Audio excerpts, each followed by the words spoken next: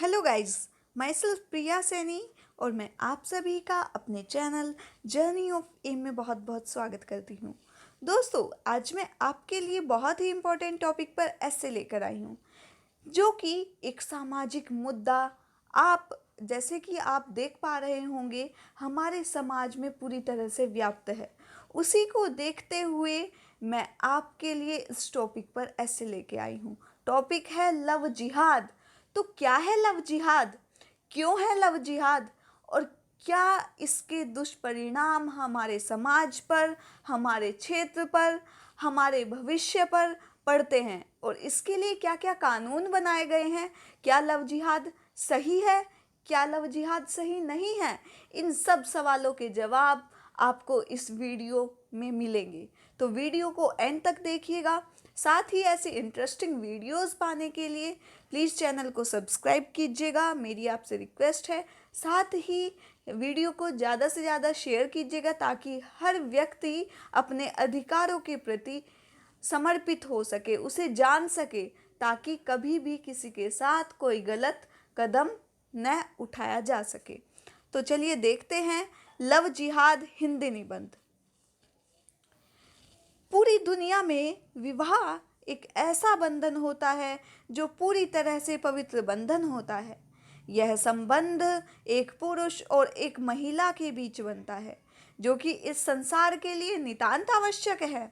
यह रिश्ता विश्वास व प्यार अर्थात सद्भावना के बल पर टिका होता है, किंतु वर्तमान समय में एक अलग तरह का विवाह समाज में ज्वलंत विषय बना हुआ है जिसे लव जिहाद के नाम से परिभाषित किया जाता है। लव जिहाद दो शब्दों से मिलकर बना है, मतलब इसका अर्थ जानते हैं हम।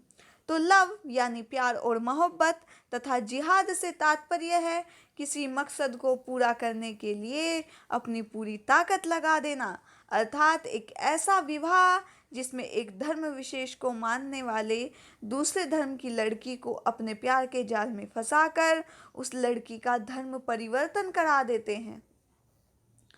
तो इस पूरी प्रक्रिया को लव जिहाद कहा जाता है। मतलब कोई लड़का किसी लड़की को प्यार करता है और वो अदर रिलीजन का है और उसे अपने धर्म में शादी सिर्फ इसलिए करता है ताकि अपने धर्म की संख्या बढ़ा सके। तो उस प्रक्रिया को, उस मंशा को लव जिहाद कहते हैं। वैसे कहा जाता है कि प्यार का न तो कोई धर्म होता है न कोई जात, लेकिन अगर प्यार के लिए धर्म बदल दिया जाए तो वह है लव जिहाद। भारत एक ऐसा देश जहां हर धर्म, जाति, संप्रदाय को समान अधिकार दिए जाते हैं। भारतीय संविधान के अनुच्छेद 25 से 28 इसी उद्देश्य की पूर्ति के जोड़े गए हैं कि संविधान की प्रस्तावना में भी पंथ निरपेक्ष शब्द को जोड़ा जाना समानता के सूत्र पर ही बल देता है। किंतु आज इसी संविधान की आड़ में आकर कुछ नकारात्मक सामाजिक तत्व इसका दुरुपयोग कर इसका फायदा उठा लव जिहाद को बढ़ावा दे रहे हैं। देखिए, हमारे संविधान में भी ये बताया गया है कि भारत एक पंथ निरपेक्ष देश है, लेकिन बहुत सारे नकारात्मक तत्व, नकारात्मक लोग इस चीज का फायदा उठा रहे हैं। आगे देखिए, जो कि सिर्फ शादी इसलिए कर रहे हैं ताकि मुस्लिम संख्या की बढ़ोतरी हो और भारतीय धरा पर उनका भी बराबर हिस्सा हो। किंतु वहीं दूसरी ओर सुप्रीम कोर्ट का कहना है कि लव जिहाद का वर्णन ना किसी पुस्तक में है ना किसी संविधान में, केवल काल्पनिक तथ्यों को सम्मुख रखकर कोई भी कानून बनाना भारतीय संविधान के विपरीत है, क्योंकि हमारा देश हर व्यक्ति को पूर्णतः यह स्वतंत्रता देता है कि वह कोई भी धर्म अपनी स्वेच्छा से अपना या त्याग सकता है। अब प्रश्न यह उठता है कि जब शासन को कोई आपत्ति नहीं है तो लव जिहाद इतना बड़ा बवाल क्यों हमारे सम्मुख खड़ा है। मतलब जब शासन भी इस चीज को मना कर रहा है तो क्यों हमारे सामने ये इतना महत्वपूर्ण मुद्दा खड़ा है। तो आप इससे रिलेटेड एक कोटेशन अगर मैं यहाँ पर लिखना चाहूँ तो मैं लिखूँगी, लगी हुई है देश में लव जिहाद की आग, कुछ नकारात्मक तत्वों के साथ पीस रहे हैं सब आज, पिस रहे हैं सब आज। कई राज्य ने बनाए हैं इन पर नए कानून, ताकि देश में न हो कोई व्यर्थ कबूल, ताकि देश में न हो कोई व्यर्थ कबूल। तो इस तरीके से आप अपने ऐसे में बीच बीच में इस तरह की कोटेशन डालेंगे तो वो भी आपके ऐसे को बहुत ही अट्रैक्टिव बनाता है। अब देखिए, वर्तमान समय में हम इतिहास के पन्नों को पलट कर देखें तो लव जिहाद मुद्दा एक हिंदू लड़की और एक मुस्लिम लड़के के प्रेम विवाह से पैदा हुआ है, जिसकी शादी केरल हाई कोर्ट द्वारा रद्द कर दी गई थी। लेकिन लड़की हदिया परिवर्तित नाम, मतलब जो लड़की है उसने अपना नाम परिवर्तित परिवर्तित कर कर हादिया रख लिया था, के पति शफीन ने केरल हाई कोर्ट के आदेश को सुप्रीम कोर्ट में चुनौती दी। इस मामले की जांच हेतु सुप्रीम कोर्ट ने एनआईए को जांच का आदेश दिया, किंतु कुछ तथ्य प्राप्त न हुए जिससे यह शादी मान्य करार दी जाए। अर्थात निष्कर्ष यह निकलता है कि सुप्रीम कोर्ट कहता है कि किसी काल्पनिक तथ्य के आधार पर कानून नहीं बनाया जा सकता, किंतु अगर राज्य सरकार चाहे तो अपने कानून बना सकती है, बशर्ते किसी भी व्यक्ति के मौलिक अधिकारों का हनन न हो। अतः अब हम देखते हैं कि लव जिहाद को राज्य द्वारा कानूनी शिकंजे में किस तरह से जकड़ा गया है। मतलब लव जिहाद को हर राज्य ने किस किस तरीके से अलग अलग कानून बनाए हैं, अलग अलग किस तरह से कानून को नाम दिया है। राज्यों में अवैध धर्मांतरण के खिलाफ प्रावधान, तो सबसे पहले आता है मध्य प्रदेश। मध्य प्रदेश ने कानून बनाया है कि धर्म परिवर्तन इच्छुक व्यक्ति को 60 दिन पहले जिला मजिस्ट्रेट से अनुमति लेनी होगी। अगर कोई व्यक्ति धर्म परिवर्तन करना चाहता है तो उसे 60 दिन पहले यह वहाँ पर बताना पड़ेगा।